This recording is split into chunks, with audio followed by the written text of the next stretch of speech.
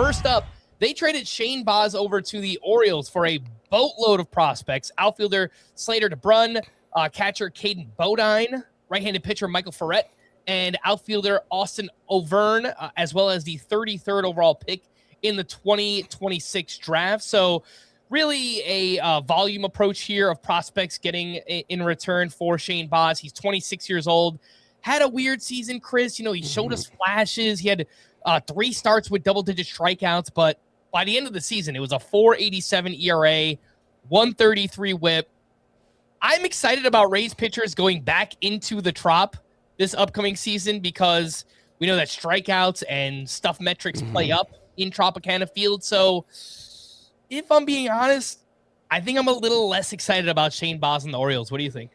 I think there's something to that, but I do also think we don't usually think about leaving the Rays as being a good thing for a pitcher's development. And I'm not necessarily saying that like the Rays were holding Shane Baz back or anything. I think that would be silly. But a lot of pitchers have talked about, and this was something that when Tyler Glasnow got traded to the Rays, he talked about. I found an article with, gosh, let me see if I can find the name. It was reliever Ryan Thompson when he got traded to the Rays. He had a quote from an SI piece a couple years ago. When I came over here, they were like, look, these are your best pitches. Throw these more often. We talk about that a lot with the Rays. And then there's also this part. And that really helped me to have confidence. Whatever I throw, just throw it in the zone. And this was something Tyler Glasnow talked about where the Rays kind of just told him, just aim for the middle of the zone and your stuff you're not going to hit the middle of the zone. Your curveball is going to dive down. Your slider is going to go out. Your fastball is going to rise.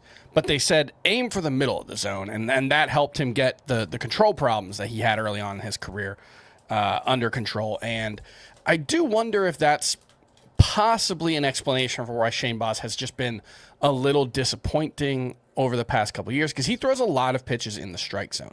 52.3% of his pitches last season were in the strike zone, 52.6% for his career. For MLB, it's 48.9%. And Shane Baz actually doesn't miss very many bats in the strike zone. His whiff rate on pitches in the strike zone was a little higher than MLB average last season, but it was within a 0.5 percentage point. For his career, it's kind of the opposite. It's been a little worse than Major League average, but right around a 0.5 percentage point, right around average. He does a good job missing bats when he gets chased, but he just doesn't get chased a lot and he pitches in the zone. So I do think this inconsistency with his strikeout rate could potentially be magnified by how much he pitches in the zone. Maybe just a change of scenery, different voices in his ear could help him, find a different approach that works a little better for his arsenal. Because you could see, Shane Baz, fastballs up, curveballs down. You could see that working really well, but he throws a lot of curveballs in the middle of the zone. He throws a lot of fastballs in the zone. So I just do think there's a chance that just getting a different approach could help Baz, even if I don't necessarily think the Rays are a worse pitching organization than the Orioles. I definitely don't think that. I think the Rays are a better pitching development organization, but I just, maybe it's just a change of scenery thing. For Baz. That's the best I can come up with. I didn't move Baz up in my rankings as a result of this trade necessarily, but I'm interested to see if he can unlock a different level. I don't know that this matters at all, but I'll bring it up just because I looked up his 3 career starts in Camden Yards. Shane Baz, 16 innings, 1 run allowed, 15 strikeouts to 6 walks. I'll take that. He has performed very well in Camden Yards, really small sample size. The early ADP is 209. Going just ahead of Chris Bubich, Mackenzie Gore, Aaron Nola, Connolly Early, Andrew Abbott. I haven't made it that far in my starting pitcher rankings yet, but I think I would take at least Bubich and Gore ahead of Baz. And maybe I think Bubich is way too low. That one really stands out. Yeah. I would take Mackenzie Gore over. I think actually no. I have Mackenzie Gore ranked ahead of him, so I would take him. That's another one I'm hoping for a change of scenery, but I still really believe in the stuff with Mackenzie Gore, and I think at some point it's going to click for a whole season. We've seen these half-season stretches from him where he's really, really good, and then it kind of falls apart. I still have more faith in Mackenzie Gore's stuff. Everyone else, that sounds like the right range, and that is right around. I have Boz 200th overall in my rankings. Gore and Bubic are about 40 spots ahead, so I like them considerably more. But everyone else, I would imagine, if Early was definitely in the rotation, I would take him, but there are some questions about that. Abbott, I like, but I don't love. I don't think there's as much upside, so he's in the same range. So that all sounds right for Shane Baz.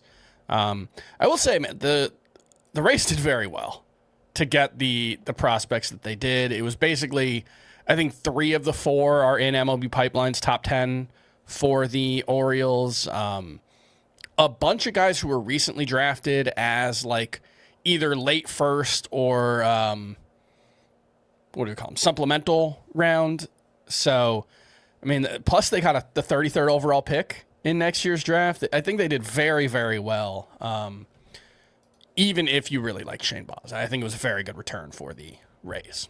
Yeah, I mean, my first thought was this is the trade that they offered for Edward Cabrera, and the Marlins probably just wanted more, right? Because we heard that the Orioles were. I would have taken this in a heartbeat for Edward Cabrera personally. I could be wrong. I don't know that, but we know that they were talking to the Marlins for Edward Cabrera. So, and it's very similar. I think they both had 3 years of control, both Baz and Edward Cabrera. But ultimately, the Orioles wind up making this trade with the Rays instead. The Rays made another big deal, a 3-team deal where they sent Brandon Lowe, Jake Mangum, and reliever Mason Montgomery to the Pirates. Starting pitcher Mike Burrows went from the Pirates to the Astros, and then the Rays received outfielder Jacob Melton and right-handed pitcher Anderson Brito. So finally, some bats here for the Pirates. Yeah. Brandon Lowe just had a great season. He hit 31 homers over 134 games.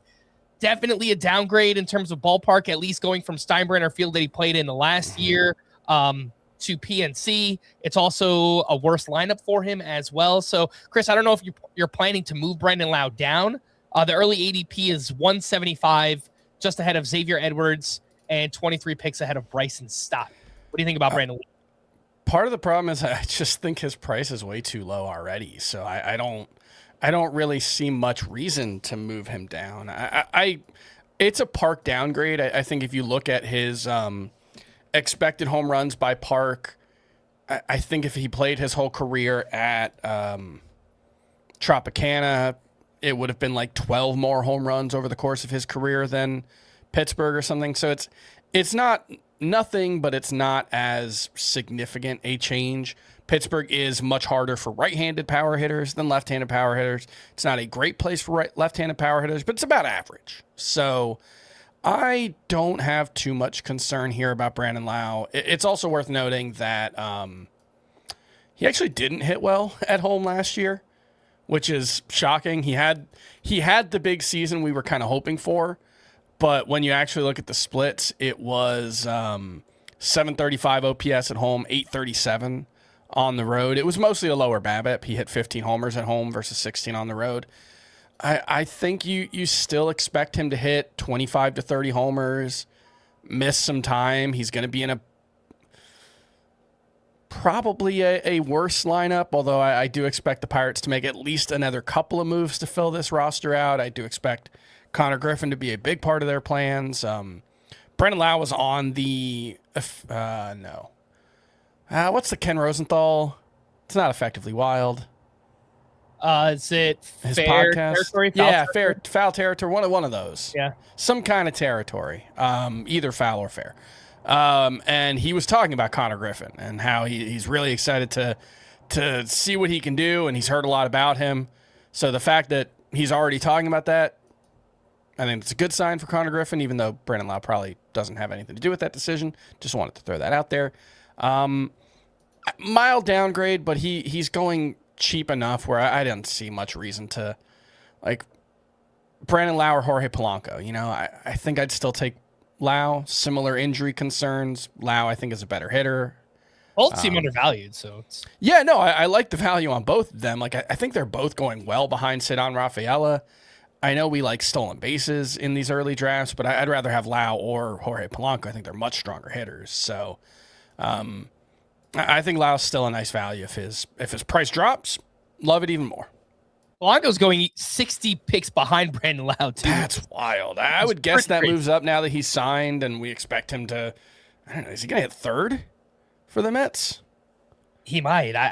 He might drive in like 110 runs. I hope they have another move in them. Because, I don't know that you want Jorge Polanco protecting Juan Soto in that. Have any hitters left the Yankees in the last offseason that they could sign? Did anybody? Oh, I mean, they didn't lose anybody. There you go. That very much so could happen, by the way. He probably hits cleanup, right? Yeah, that's the way that it looks right now. Yeah. Brandon Lowe, I guess one thing that could be a positive is, he has sat against some lefties throughout his career in Tampa Bay. I feel like the Pirates are just going to let him go. Like, they're just going to let him play. So, obviously there's injury concerns with Brandon Lowe, but I think they're going to play him against both lefties and righties. So perhaps we do see an uptick in playing time there for Brandon Lowe. Any deep league interest in a Jake Mangum, who Roster Resource has as the leadoff hitter for the Pirates? Again, that could still change. Or Mike Burrows, who goes over to the Astros, seems like he will be in their rotation. And, he did some interesting things this past season. Any deep league interest in a Jake Mangum or Mike Burrows? I don't think Mike Burrows is totally without interest, but I do think he's, maybe a better version of a lot of the guys the Astros ran through last season. The Jason Alexander and Brandon Walter and all those guys who were kind of useful at times for fantasy. I think that's what Mike Burrows is probably. It's just a guy who's probably useful against the right matchups, but not necessarily someone who needs to be drafted in most leagues. And Jacob Melton is just a name to know, I think, for the future. The Rays said that they view him as their center fielder of the future, and he has provided power and speed in the minors, so could be an interesting roto category league play at some point down the line. Again, that's Jacob Melton now on the Tampa Bay Rays. I do have some questions about the future, because I think Jacob Melton's already like 25. Yeah. He's been 25 for 3 months, so it's true. Future's got to start soon. If that's going to happen. He's an interesting player. There's a lot of raw power. There's a lot of speed, but I'm not much of a believer in Jacob Melton from what I've looked into, but he'll get a chance because right now it's, I don't know, Cedric Mullins and Johnny DeLuca in center field for the Rays. There should be an opportunity at some point this season for him. Next up, Japanese slugger Munetaka Murakami has signed with the White Sox. 2 years, $34 million here. Pretty surprising deal. Murakami is just 25 years old, but clearly teams had concerns about the swing and miss in his game. I think it's a nice upside shot for the White Sox to take here. Murakami can hit free agency again in 2 years when he's 27 years old. I am pretty shocked that the deal wound up being this low and there were this many teams scared off of him.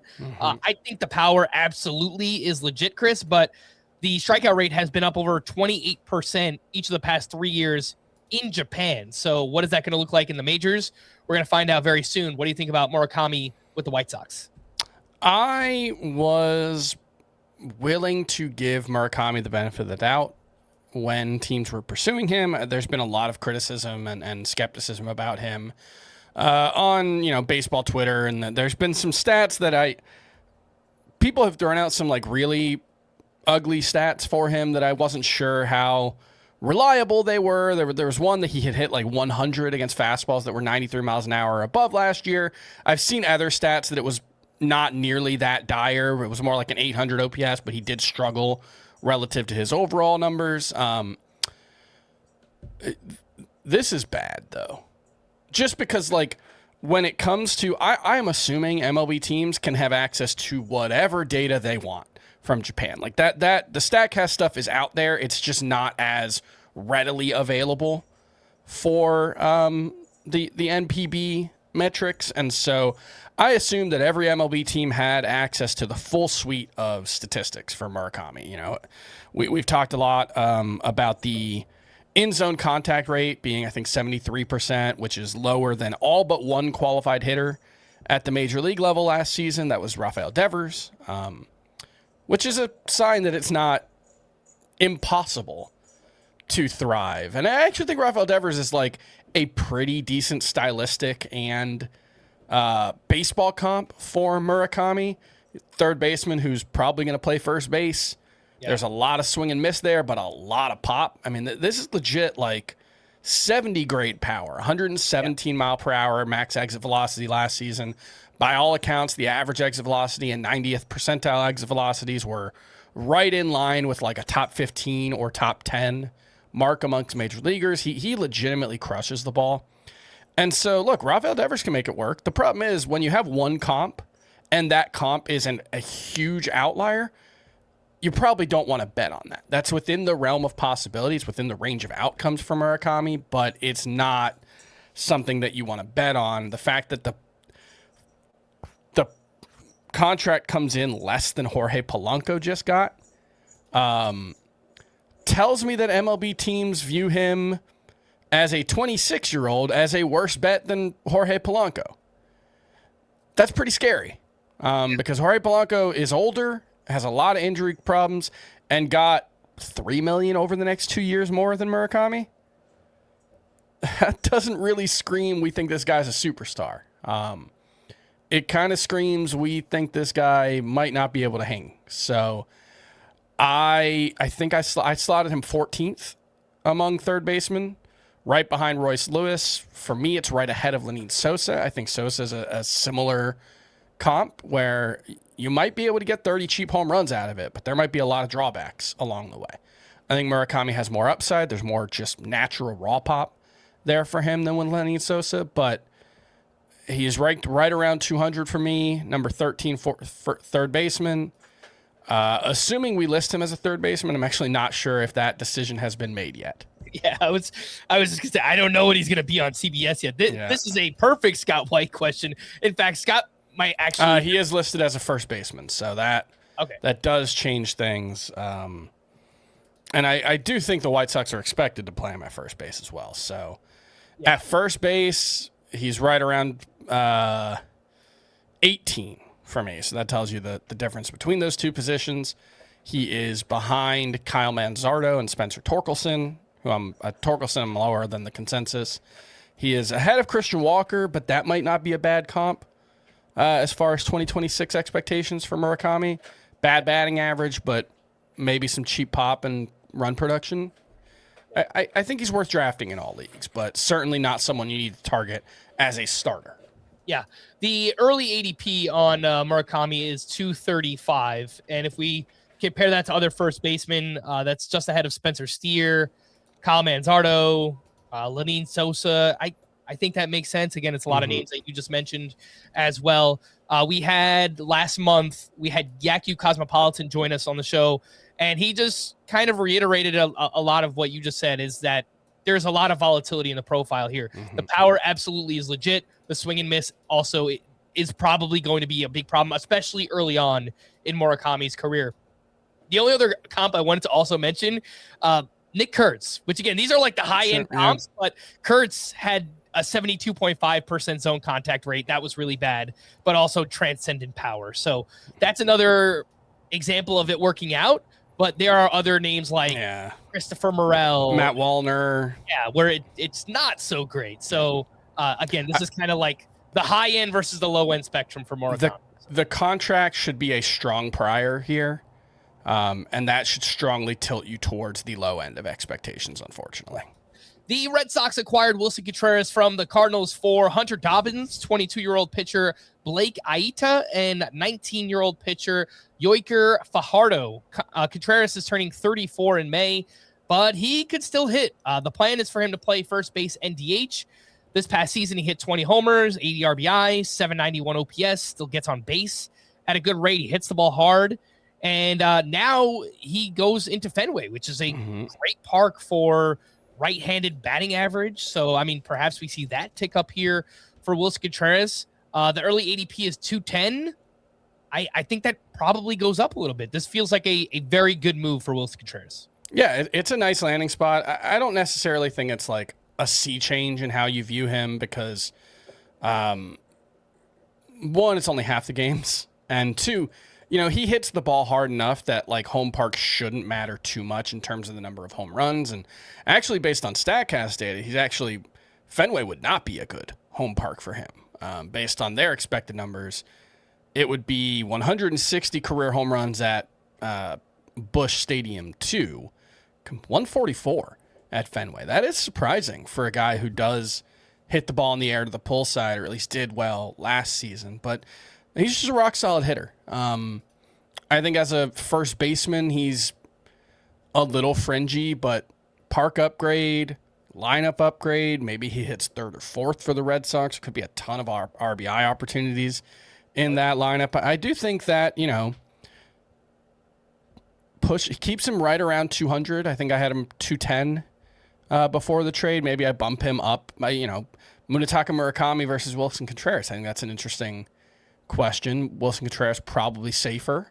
Yeah. And maybe the upside's not that different. Maybe Contreras doesn't have 35 homer upside, but 28 to 30 in a best case scenario. I could see that.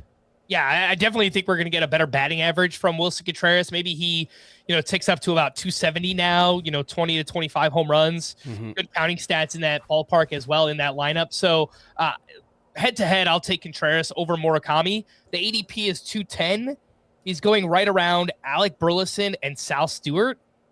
I like that range a lot at first base. Yeah. So, I mean, more so as a corner infielder than your starting first baseman, but I would be happy to have any of those guys as my corner in fantasy this upcoming season. So I like it quite a bit. Sounds like Tristan Casas could start the season in the minors. He's still recovering from knee surgery. He could factor into the DH mix as well. The Red Sox just have so many bats still in their outfield. They still have Masataka Yoshida. They're not done making moves. I think they have at least, one or two more moves in them this offseason. Yeah, they're still in on Bregman by reports. Yeah, so we have to see, the way everything plays out here. But as of now, they do have too many mouths to feed in this Red Sox lineup. Willson Contreras is one that you shouldn't worry about. He's likely going to see everyday playing time at both first base and DH. As for the Cardinals, no surprise, their new president, Chaim Bloom, is acquiring a bunch of Red Sox players. He used to run things in Boston, so I guess that makes sense.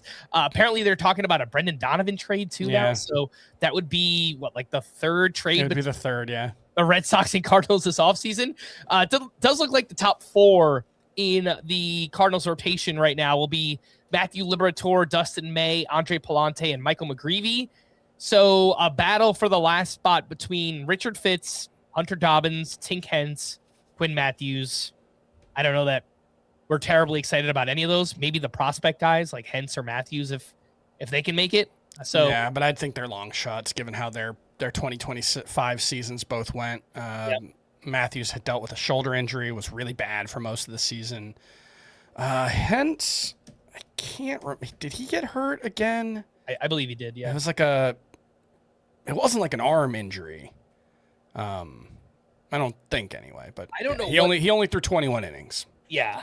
So I don't know exactly what it was, but I know that it was something with his right rib cage strain. Okay, yeah. I didn't think it was like an arm injury. Yeah. All right. Alec Burleson apparently will shift to full-time first base, by the way. So Jordan Walker could be back in the outfield. There were also some reports that the Cardinals are looking to add a right-handed outfielder. So we'll see how committed they are to giving Jordan Walker playing time. They probably should. The Padres are bringing back Michael King on a 3-year, $75 million deal that includes opt-outs after the first and second years of the deal. So essentially it's 3 one-year deals. If Michael King has an awesome season, he's going to opt out. But this is to reestablish himself after an injury-riddled season.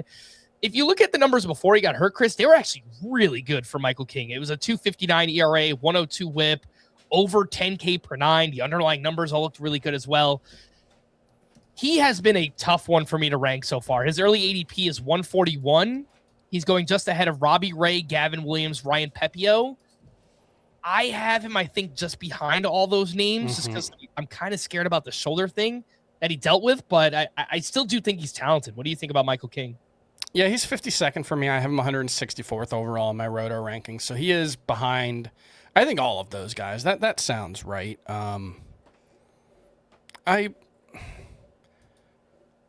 I think Michael King's got to fall for me to draft him. He's got to fall behind that ADP. I don't think there's any way I'm going to reach for him.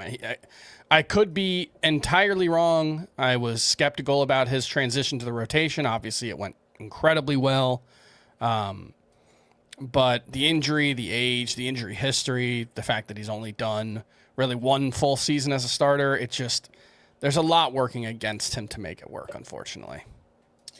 The Padres stayed busy. They also signed Korean infielder Sung-Moon Song to a 4-year deal worth $15 million. And the Padres have had success with Korean players. Originally signed Ha-Sung Kim when he came over. He played very well in San Diego.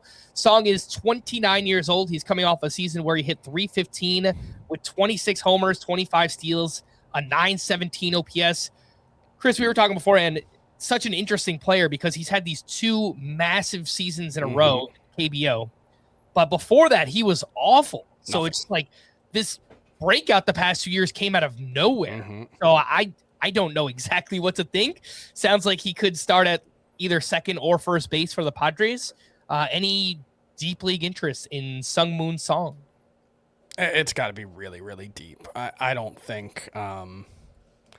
given the contract, given the lack of track record, I think you can't expect anything from him. You know, they're not paying him like a starter anyway, right? Like, this is a 4-year commitment. That's more than bench players get, but the amount of money is less than $4 million.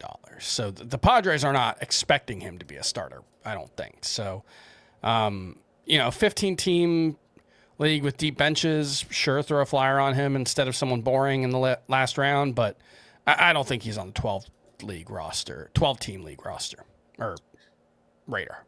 Yeah. All right, let's blast through the rest of these. The Mets traded Jeff McNeil over to the Athletics for 17-year-old pitcher Yordan Rodriguez. Roster Resource has McNeil starting at second base. It's a big upgrade in terms of park, going from Citi Field to Sacramento. Any deep league interest in Jeff McNeil? I think McNeil's not bad. He had a swing change in the second half of 2024. He's been hitting for more power since then. It's been very bad for the BABIP. He's 256, 253 over the past 2 seasons. But if he gets that, even like 275 wouldn't be terrible. And obviously it's a huge upgrade. The big thing is just he's coming off thoracic outlet surgery. So I have no idea what to expect from McNeil. I can see a world where he hits 260 with 20 homers in that lineup in that park and is a useful fantasy option. But I think there's also a world, given his age and the injury, that he's just completely done.